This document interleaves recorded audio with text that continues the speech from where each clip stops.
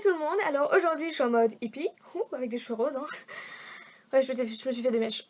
Enfin bref, donc c'était pour vous faire le tuto du millefeuille parce que c'est une gourmandise... et ça correspond dans mon domaine. J'avais envie de faire un millefeuille et puis voilà, en fait j'avais déjà fait des colliers. En fait j'ai fait des colliers donc... Bah voilà, donc je vais faire le tuto, comme ça ce serait fait, et puis ce sera un tuto en plus. Donc comme tout le monde connaît un millefeuille, hein, c'est une gourmandise qu'on peut trouver un peu partout en boulangerie. En vrai, hein, pour manger. Et donc du coup, je vais vous faire le tuto. Alors pour aujourd'hui, je vais vous montrer la liste du matériel qu'il y a à faire comme d'habitude. Donc tout d'abord, il vous faudra de la Fimo liquide. Parce qu'en fait, on va faire 3 coulis. Un en chocolat, donc en numéro 75. Un en blanc, numéro 0. Et un vanille, numéro 105 en effect. Donc ce sont des coulis. Si vous voulez savoir comment on fait ces coulis, vous avez juste à aller voir ma vidéo faire du coulis. C'est une leçon et c'est le coulis tout en fimo à faire soi-même. Donc à mélanger, à mettre de la fimo liquide et de la fimo dure. Voilà, vous aurez besoin de ces 3 coulis. Vous aurez besoin d'un clou à œil si vous avez envie de l'accrocher, d'un rouleau ou d'une pâte à machine. Cutter, couteau, scalpel, lame. Enfin, là je vous conseillerais plus de prendre des lames pour parce qu'en fait on va faire des rangées. D'un patron. Donc en fait là c'est juste un rectangle, donc c'est du papier A4. Hein. J'ai juste découpé un rectangle. Donc c'est une feuille de papier normale, hein. Pas de secret. Et pour faire le tour, on va dire, je vais utiliser de l'ocre. Donc c'est du numéro 17 en classique. Trou de mémoire. Et je vais utiliser 1 ou 2 cure-dents. Je vais peut-être en utiliser 2 pour faire le tuto. Et donc c'est parti. En utilisant ce gabarit, en fait, vous allez poser ça sur une plaque de fimo d'ocre. Vous allez poser en fait et vous allez faire à la même taille. Donc là voilà, j'ai juste découpé avec ma lame. Et vous allez en faire 3 comme ça. Donc voilà, vous allez faire 3 rectangles. Alors comme vous le voyez, les deux d'ici sont plus trop de la même taille. C'est parce qu'en fait j'ai déjà fait l'effet. Donc voilà à quoi ça va ressembler. Voilà, et je vais vous montrer comment réaliser cet effet avec le troisième qui me reste.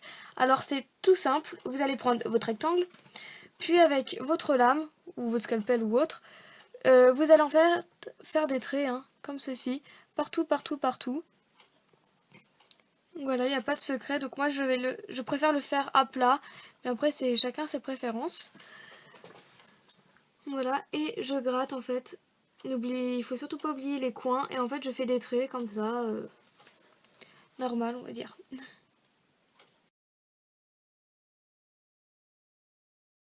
Donc voilà, une fois fini, c'est que ça donne. Voilà, c'est pas compliqué, hein. Donc là je vais redonner quelques petits coups. Là où c'est un peu trop plat, on va dire.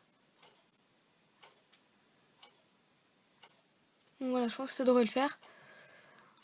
Et ensuite, donc là vous regardez bien si c'est toujours la même taille, hein. De toute façon, si c'est plus exactement de la même taille, ce n'est pas grave. Parce qu'il faut pas oublier que on peut pas forcément toujours faire de la même taille en sachant que c'est artisanal. Et donc après vous allez mettre un clou dans un rectangle. Donc voilà, et ce rectangle du coup, celui où il y a le clou, pardon, sera le rectangle du milieu. Alors vous allez prendre le rectangle qui a moins de défauts au-dessous. Donc voilà, ça sera lui. Et avec votre coulis vanille, vous allez recouvrir votre rectangle, donc sans trop en mettre. C'est important de mettre juste ce qu'il faut. Voilà, je prends mon coulis. Et en fait, je vais surtout en mettre au niveau du milieu, puisque après, si vous voulez, en mettant le rectangle au-dessus, ça va s'aplatir tout seul. Donc, il n'y a pas besoin de trop en mettre. Il faut en mettre juste ce qu'il faut. Donc voilà, je dirais qu'il n'y a même pas 1 mm d'épaisseur. C'est vraiment un tout petit peu. Et ensuite, on va mettre le rectangle du dessus en mettant bien, en superposant bien les deux rectangles. Voilà, et on refait la même chose.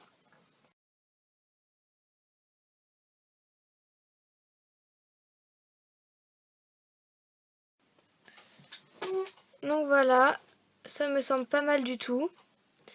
Et pour ceux qui le souhaitent, dont moi, je vais mettre en fait cette création au frigo. Vous allez savoir tout de suite après pourquoi. Donc voilà, après avoir été congelé, on va faire le dessus. Donc oui, excusez-moi d'avoir changé de vernis, mais en fait j'ai eu un problème de vidéo. Donc en fait cette vidéo je la tourne en 2 jours. Je fais un galaxie. Et donc voilà, juste pour vous prévenir. Donc après avoir fait ça, on va faire les dessins au-dessus. Donc c'est pas du tout compliqué. Vous allez prendre votre coulis blanc. Là.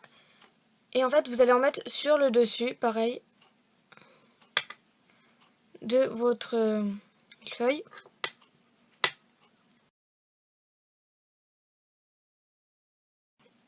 Donc voilà ce que ça donne après avoir mis et en mettant foutu sur les doigts. Et ensuite on va faire le dessin au dessus. Alors pour ça vous allez prendre un cure-dent avec le coulis chocolat. En fait voilà, vous allez laisser un fil, je sais pas si vous voyez. Bref, et en fait vous allez faire des traits comme ça. Le long. C'est pas compliqué, mais en fait vous allez faire des traits parallèles tout le long comme ceci.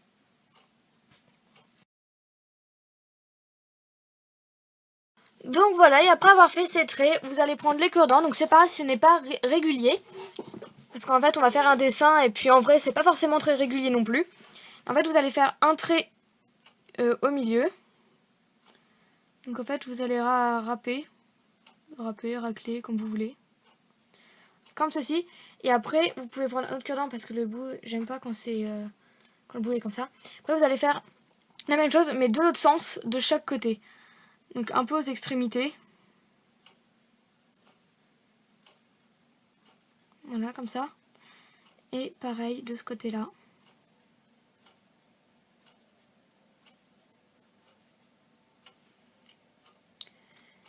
Et voilà. Donc là, il y a une petite bulle d'air que je vais éclater. Voilà. Donc votre millefeuille est fini. Donc là, je rectifie juste un peu ce dessin-là parce qu'en fait, il y a une petite bulle d'air. Voilà, ni vu ni connu. Donc voilà, ce tuto est fini. Il ne reste plus qu'à les mettre au four. J'espère qu'il vous aura plu, comme tout le reste de mes vidéos d'ailleurs. Que vous aurez bien tout compris comment faire, surtout pour le dessin. Bon, c'est pas trop compliqué non plus. Il faut juste prendre le coup de main, mais bon. Il y en a, ça se trouve, qui se sont dit c'est impossible à faire, alors que pas du tout. Et maintenant, il ne reste plus qu'à les mettre ça au four. Voilà, et je vous donne rendez-vous pour de prochaines vidéos. Salut!